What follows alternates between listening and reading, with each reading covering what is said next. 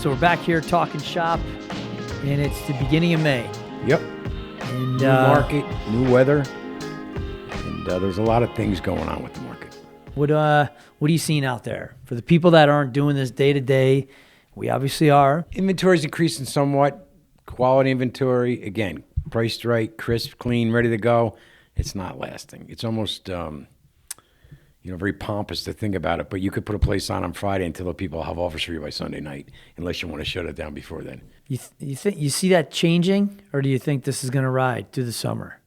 I don't know. Right now, I would say it's going to ride. I mean, I disagree. The volume of what's going on from the 2 to 3.25, 350 range is now seeped into the 350 to the 800 range. This past week, couple of making some moves on 800,000 plus houses, and there was 15 plus offers. One was not quite 800, it was 6 something, but that went for over 100 over. Yeah, 100 grand. Yeah, yep. I mean, thought I was comfortable at 60. What was the list price? It was 565. Kind of, I thought we had to be about 635. 635 wouldn't even take it. There was another one that was at 750. Wanted to go in at 811. 811 wouldn't have got it. There was one just this morning for 560. Said to my guy 613. That would have put us in the running, but I'm not sure that would have got it. So you're talking, a minimum 25 over on mostly everything.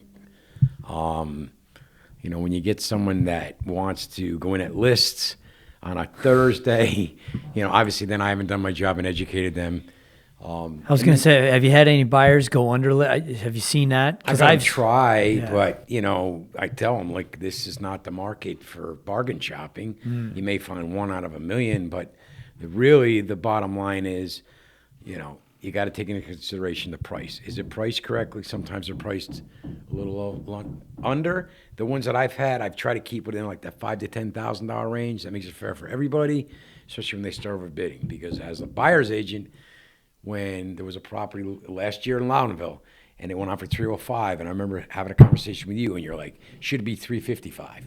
355 was palpable because that place sold for 375. And my people, if they put in for it, they would lay in bed going, Jimmy Lyman had me spend $70,000 over on this. That wasn't the case. It was underpriced. In a market like this, that could be 100, 125 over because it was so underpriced. Right. And I get creative frenzy, but there's really no need right now. I mean, like I said, high-priced, higher-end, 800 plus houses last week, multiple offers, 15 offers at a time, cash, waiving inspections. I mean, everything you saw at the mid-level market is now at the high price. Well, so 800 is the new 550. Yeah. And 375 is the new or the old 250. 250, right? Yeah. So that's interesting. Let's see here. So we talked about pricing a little bit. Multiple offers. How many offers are you seeing on each listing, or if you're the one making an offer, how many offers are you seeing on average per buyer writing an offer to be competing? Average 10 to 20 at 17. 20? Yeah, Wow. 19 on one, 17 on one. Okay. And those are higher end ones. And the lower ones, I mean, I think there was a couple that came through at 25 plus offers. Wow, Yeah. I haven't seen. I mean, there was one that had 30 showings in one day, and I mean, I reached out facetiously and hey, what can I do to shut this down? And they're like, and I go, listen, I know you're going to run it through the weekend. And that's the norm now. Something comes on Wednesday or Thursday. They got showings. Some this past weekend had open houses on Saturday and Sunday. One in particular, there was 3 showings Friday. I was one of them. And then they had 22 more people come through 2 days of open house. So that was 25. That still went multiple offers. But I know some people in our office and other people I've talked to are having open house where one day 50, 60 people through is not unheard of. One of the things I want to go back. I got 2 things in my head. One of the things I want to go back to. We disagreed a little bit on the seasonality, whether it's going to go through. I personally think that you have more experience. Well, no, I yeah. haven't had the season. That's Mine's not. been. I just. Here's why I think it is, because last summer I think it kicked back into seasonality mode, and it was only because of the rates going up. So what happened in July when the rates really jacked up to the highest, point that we'd seen in 3, 4, or 5 years, that affected buyers. And then if you remember, July and August was kind of slow. Yeah. Right? I think now we're still going to see that maybe lull in the summer, right? Not having nothing to do with the rates. I just think that if you think back to previous markets, right? There's seasonality here in the Northeast. Oh, without a doubt. Right? July, August usually slows down, and then September, October usually good. Holidays. November, December is a little slow, and then But holidays too is a lot. The agents decide to slow down. That's fair. So that dictates the numbers. But something you said about the interest rates. I'm finding that interest rates are affecting sellers more than they're affecting buyers. My buyers have keep coming. They're not. They are what they are, right? Right, and they're not like, I'm not short of buyers. I have plenty of buyers gaining every day. I think the buyer mentality is they're afraid of, hey, I missed out. I don't want them to go any higher. Okay, but on that same note, if you look at what's going on locally, not nationally, it'll scare you to death. Right. Banks, the sky's We falling. talk about that a lot. Yes, but I think for sellers, they're worried about, one, they don't have a mortgage, or they're going to have to go out and get a mortgage, and they're worried about these rates. And the rates, we still can get them good products, so that's not an issue. But if we can get more sellers to come into the market, that increases inventory. And we did disagree, but what I was trying to answer you is, I have 26 buyers right now, 21 ready to pull the trigger.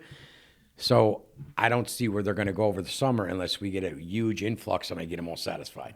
So for me, I think that, on a personal note, the frenzy is going to still be there to buy. I'm hoping that some things happen for the plus so that more people will put their houses on the market.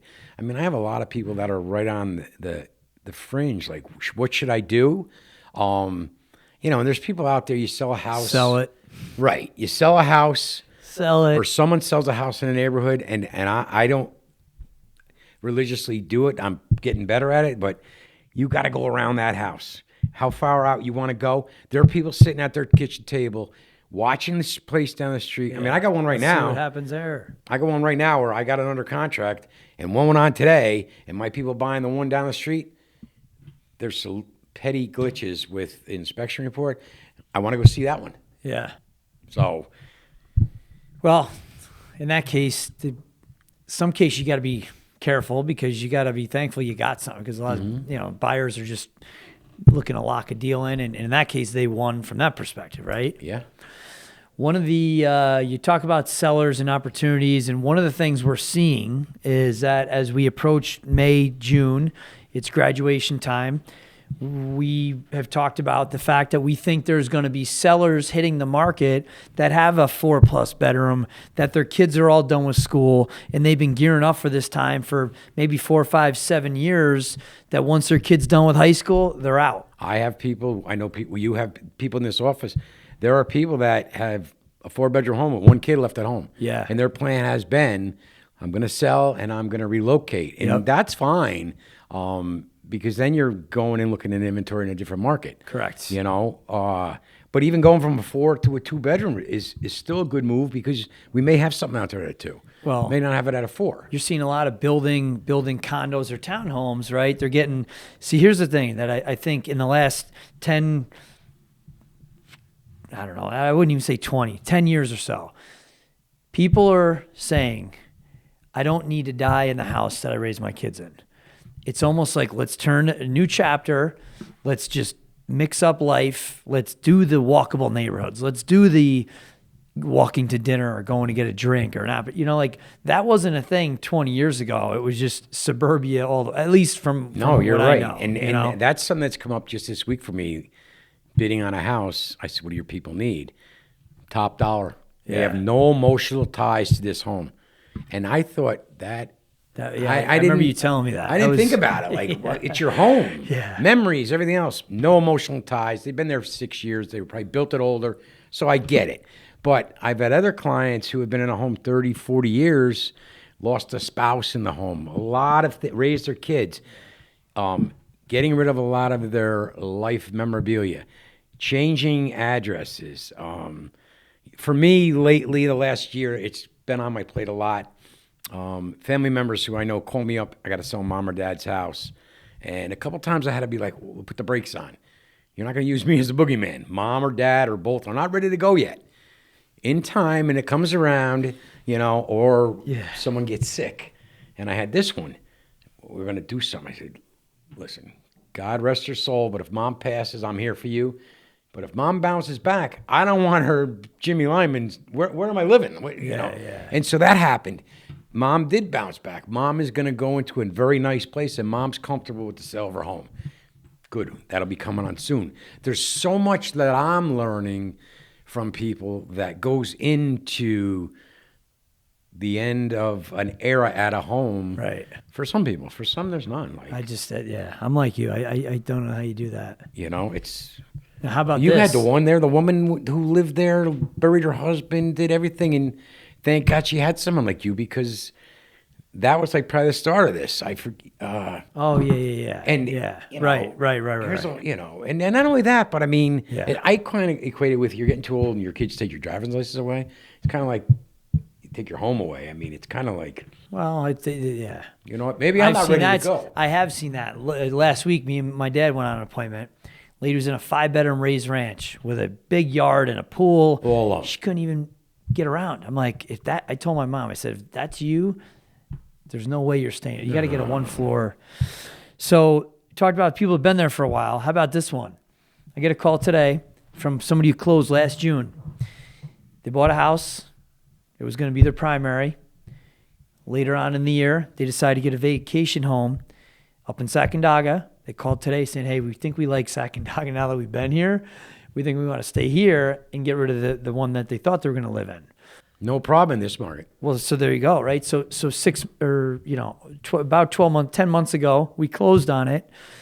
This is the only market you can get out of this, right? These past couple of years, I remember there was one guy back in 2007, and we were laughing about this a couple weeks ago, talking about it. Brian Faust, I'll never forget it. He bought a house, and within a year, well, I didn't think it was that long, he got shipped out to Chicago for work. So he says, feels they got to sell the place. So I said, all right. And at that time, 2007-8 was when things were softening up. He was the only guy that ever had to come to closing with a check. The difference. To get out of it, right? So whereas in this market in the last 3-4 years, you could buy a house 1 year, and then within a year, you could say, you know what? I want to move to a different one, and you're not going to get in trouble. That's a very unique thing. I have a couple. Remember, maybe 6-8 months ago, they came out and said in the last 3 years, like 1 in 3 are unhappy with the purchase, felt they were forced, blah, blah, blah. Right. Well, I went through my people when we were doing the Christmas party. I either talked to them or they came and we spoke then. And I wanted to make sure, because I'm not that guy to force the sale. Right. And I had nobody. I had one person, because their lifestyle has changed. They now have one of their parents with them. They have 3 little girls. They're in a raised ranch. It's just not feasible. Right. They're going to sell. And I went and met with them, and it's not a problem. Like, we bought in when the market was what it was, but there's still some equity. They'll be okay. I remember you used to have to wait X amount of time to get your down payment and your costs and everything else back. Right. You pretty much already got that built in with the equity in the homes for the last 2.5, 3 years. So you're right. You can, and that's the other thing. People are shocked the amount of equity they've built in their home just in, 1 year, but 3 years. Just use it smart. Yeah. Well, listen, this good talking some shop here again. We'll be back next month. And if you guys have questions on the market, always reach out. We'd be happy to do whatever we can to be a resource. Absolutely. Otherwise, we'll catch you next month. And call us if you want to sell. We'll look forward to it. Hasn't been a time like this in the last 6-8 months, but we're back to crazy banana town. Pandemic plus right now. Right. So everybody enjoy the rest of the month. The weather's changing, and we'll see you next month. And always remember us. Take care. Bye-bye.